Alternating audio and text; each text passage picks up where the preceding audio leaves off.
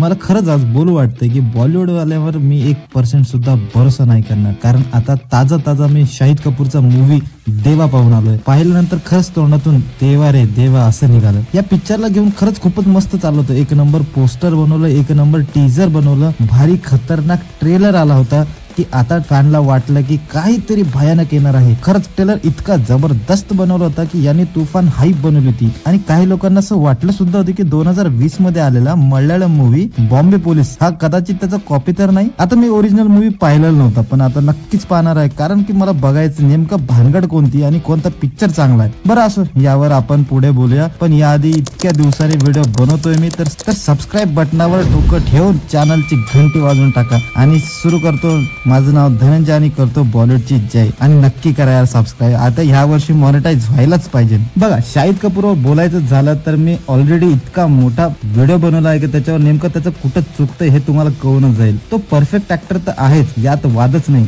पण त्याचं नशीब ना नेहमीच खराब राहिलंय. आता बघा ना, पद्मावत मधले सगळं क्रेडिट कोणीतरी दुसरंच घेऊन गेलं. भक्ती गुल मीटर चालू मध्ये तर फ्लॉप फ्लॉप फ्लॉप.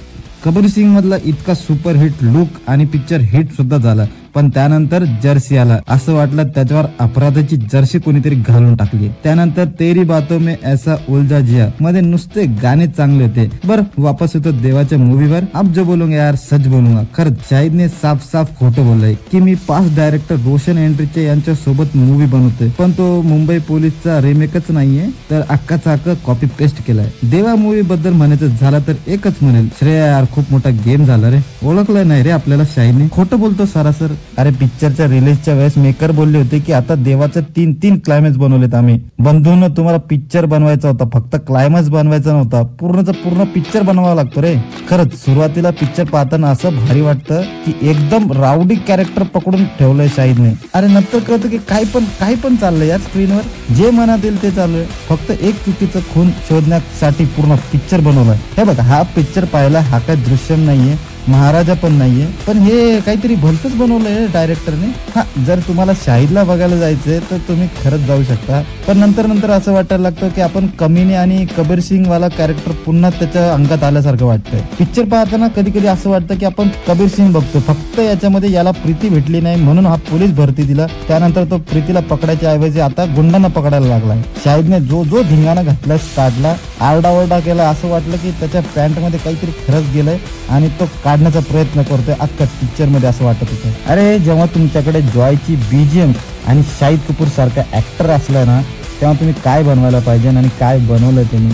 पण मूवी तुम्हाला इतकी पांचट वाटेल की तुम्ही दुसऱ्या कोणालाच म्हणणार नाही की जा पिक्चर पाहून भावा. नाही तर असं सरळ म्हणणार थांबा OTT वर येईल मग पहा. हा, तुम्ही पाहायला जाऊ शकता जेव्हा तुम्हाला काहीच कामधंदे नसतील तर नक्की पाहून या. अरे सगळं साईडला करा, पण आधी त्याला पकडा ज्याने देवाचं ट्रेलर बनवलं होतं. त्याला 21 तोफाची सलामीदार SQYQ ZQ, कारण त्यांनी दाखवलं की एका ऍव्हरेज मूवी मधून पण सुद्धा मास्टर कट काढू शकतो. पण खरंच शाहिद साठी खूप वाईट वाटतं रे, मला मन तुटत रे माझं. एवढा मोठा स्टार, इतका एक्साइटेड होतो ना मी या पिक्चर साठी की काय सांगू तुम्हाला. ओव्हरऑल देवाला मी फक्त ऍव्हरेज मूवी म्हणणार. आणि हा, जर तुम्हाला पिक्चर पाहायला जायचं असेल तर कमी अपेक्षा करून जा, म्हणजे तुम्हाला काही वाटणार नाही.